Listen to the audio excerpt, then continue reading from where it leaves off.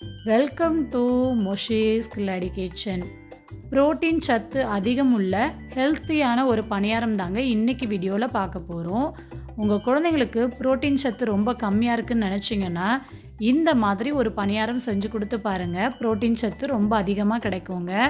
இந்த பணியாரத்தை உங்கள் குழந்தைங்களுக்கு ஈவினிங்கில் ஸ்நாக்ஸாகவோ மார்னிங் பிரேக்ஃபாஸ்ட்டாகவோ செஞ்சு கொடுத்திங்கன்னா ரொம்பவே ஃபில்லிங்காக இருக்குங்க.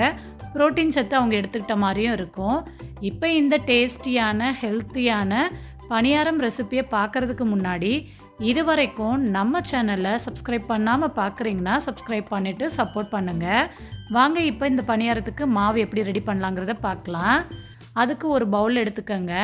அதில் 1 கப் அளவுக்கு இட்லி அரிசி சேர்த்துக்கோங்க. நான் எடுத்துருக்க கப்போட அளவு பார்த்திங்கன்னா 250 ml அளவு இருக்குங்க. இப்போ அதே கப்பாலே 1/2 கப் அளவுக்கு ரேஷன் பச்சரிசி சேர்த்துக்கிறேன். நீங்கள் கடைகளில் வாங்கின மாவு பச்சரிசி கூட சேர்த்துக்கலாங்க.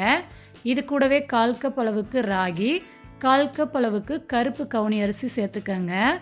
கூடவே 1/4 கப் அளவுக்கு வெள்ளை உளுந்து எடுத்துக்கங்க. இப்போ இது கூடவே 1/4 கப் அளவுக்கு மசூர் தால் சேர்த்துக்கிறேன். இது உங்ககிட்ட இல்லைன்னா அதுக்கு பதில் நீங்கள் துவரம்பருப்பு கூட சேர்த்துக்கலாங்க. கூடவே 1/4 கப் அளவுக்கு பாசி பயறு, 1/4 கப் அளவுக்கு பாசி பருப்பையும் சேர்த்துக்கங்க. கடைசியாக இதில் 1/4 கப்புக்கும் ரொம்ப கம்மியாக, அதாவது கிட்டத்தட்ட ஒரு 3 டேபிள் ஸ்பூன் அளவுக்கு கடலைப்பருப்பு சேர்த்துக்கங்க. இப்போ இதில் 1 டீஸ்பூன் போல் வெந்தயம் சேர்த்துக்கங்க. சேர்த்துட்டு இது எல்லாத்தையும் ஒரு தடவை நல்லா கலந்து விட்டுருங்க. இப்போ இது எல்லாத்தையும் நல்லா கலந்து விட்டாச்சு. குறைஞ்சது ஒரு 5 தடவை இதை நல்லா கழுவி எடுத்துக்கலாங்க. நம்ம ரேஷன் பச்சரிசி சேர்த்துருக்கிறதுனால ஒரு 5 தடவை நல்லா கழுவி எடுத்துக்கலாம். நீங்கள் ரேஷன் பச்சரிசி சேர்க்கலை, கடையில் வாங்கின பச்சரிசி தான் சேர்க்குறீங்கன்னா ஒரு 3 தடவை நல்லா கழுவி எடுத்துக்கோங்க போதும். இப்போ நான் ஒரு 5 தடவை நல்லா கழுவி எடுத்துகிட்டு வந்துட்டேன். பாருங்கள், இந்தளவுக்கு நல்லா வெள்ளையாக இருக்கணும். இப்போ இதில் மூழ்கிற அளவுக்கு தண்ணி சேர்த்துக்கலாங்க. தண்ணி சேர்த்ததுக்கப்புறம் மூடி போட்டு இதை கொண்டு போய் நம்ம ஃப்ரிட்ஜில் வச்சிடலாங்க. ஓவர் நைட் ஊறட்டும். இப்போ மறுநாள் காலையில் ஆயிடுச்சு. எந்த கப்பால் அரிசி பருப்பு அளந்து எடுத்தோமோ அதே கப்பாலே 1/4 கப் அளவுக்கு நான் சிவப்பு அவல் எடுத்திருக்கேன். அந்த அவலை ஒரு தடவை தண்ணியில் நல்லா கழுவி எடுத்துகிட்டு வந்துடலாம். இப்போ கழுவி எடுத்துருக்க அவலில் 1/4 கப் அளவுக்கு தண்ணி சேர்த்து ஒரு 10 நிமிஷம் ஊற வச்சுக்கலாங்க. இப்போ நம்ம ஒரு மசாலா அரைச்சி எடுத்துக்கலாம். அதுக்கு மிக்ஸி ஜாரில் 1 டீஸ்பூன் சீரகம், 2 பச்சை மிளகாய், 4 துண்டு இஞ்சி சேர்த்து தண்ணி சேர்க்காமல் கொரகொரப்பாக அரைச்சி எடுத்து வச்சுக்கலாம். இப்போ பார்த்திங்கன்னா அரிசி பருப்பு எல்லாமே நம்ம ஓவர் நைட் நல்லா ஊற வச்சுருந்தோம்ல, நான் ஃப்ரிட்ஜிலேருந்து இப்போ வெளியில் எடுத்துகிட்டு வந்துட்டேங்க. நல்லா ஊறி வந்திருக்கு. இப்போ நம்ம மாவு அரைச்சி எடுத்துக்கலாம். அதுக்கு ஒரு மிக்ஸி ஜார் எடுத்துக்கோங்க. அதில் நம்ம ஊற வச்சுருக்க அவலை ஃபஸ்ட்டு சேர்த்துடலாம்.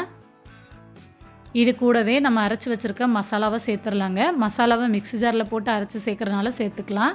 அப்படி இல்லைன்னா இடிகளில் போட்டு லைட்டாக இடிச்சிட்டு கூட சேர்த்துக்கலாங்க.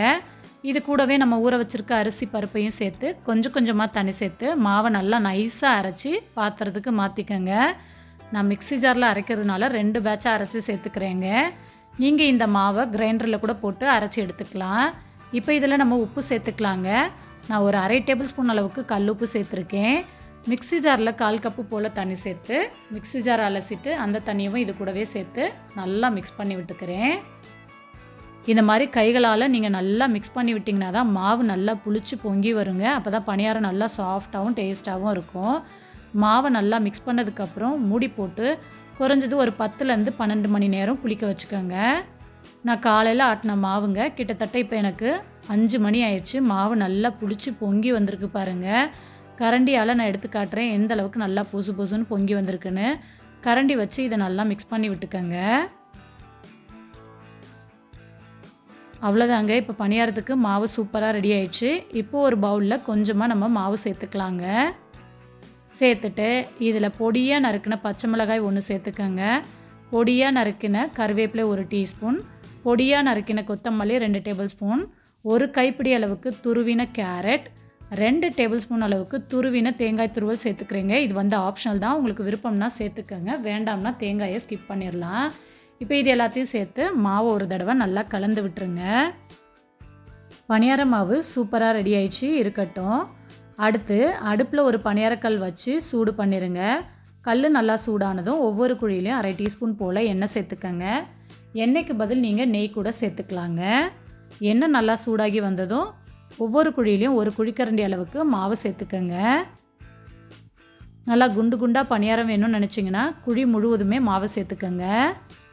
இப்போ இதை மூடி போட்டு அடுப்பை சிம்மிலே வச்சு ஒரு பக்கம் நல்லா வேக வச்சுக்கலாம். ஒரு பக்கம் நல்லா வெந்து வந்துருச்சு, இன்னொரு பக்கத்துக்கு திருப்பி விட்டுறலாம். உங்கள் குழந்தைங்களுக்கு புரோட்டீன் சத்து ரொம்ப கம்மியாக இருக்குன்னு நினச்சிங்கன்னா வாரத்தில் 2 நாள் இந்த மாதிரி ஹெல்த்தியாக செஞ்சு கொடுத்து பாருங்கள். கண்டிப்பாக விரும்பி சாப்பிடுவாங்க. இந்த பணியாரத்தை நீங்கள் ஈவினிங் ஸ்நாக்ஸாகவோ மார்னிங் பிரேக்ஃபாஸ்ட்டாகவோ கூட செஞ்சு கொடுக்கலாங்க. ரொம்ப ஃபில்லிங்காக இருக்கும். பெரியவங்களுக்கும் இந்த பணியாரம் தாராளமாக கொடுக்கலாங்க. இப்போ இன்னொரு பக்கமும் நல்லா வெந்து வந்திருக்கு. நீங்கள் மூடி போட்டு வேக வைக்கிறதுனால வேக வச்சுக்கலாம். இல்லாட்டினா லைட்டாக திருப்பி திருப்பி விட்டு இதை நல்லா வேக வச்சு எடுத்துக்கோங்க. இப்போ நான் எல்லா பணியாரமும் சுட்டு எடுத்துகிட்டு உங்ககிட்ட காட்டுறேன். நான் எல்லா பணியாரமும் சுட்டு எடுத்துட்டேங்க. இது கூடவே நல்லா காரசாரமான கார சட்னி, அப்படி இல்லைனா தேங்காய் சட்னியோட கூட வச்சு சர்வ் பண்ணலாங்க. கார சட்னியோடு வச்சு சாப்பிட்டு பாருங்கள். டேஸ்ட்டு ரொம்ப அட்டகாசமாக இருக்குங்க. இந்த பணியாரமும் எந்த அளவுக்கு நல்லா சாஃப்டாக வந்திருக்கணும் நான் காட்டியிருக்கேன். இந்த பணியாரம் ரெசிப்பியை மிஸ் பண்ணாமல் ட்ரை பண்ணி பார்த்துட்டு எப்படி வந்திருந்துச்சுன்னு மறக்காமல் எனக்கு கமெண்ட் பாக்ஸில் கமெண்ட் பண்ணுங்கள். இந்த பணியாரம் ரெசிபி உங்கள் எல்லாருக்கும் பிடிச்சிருந்தால் லைக் பண்ணுங்கள், ஷேர் பண்ணுங்கள். மறக்காமல் நம்ம சேனலையும் சப்ஸ்கிரைப் பண்ணிக்கோங்க. பாய்.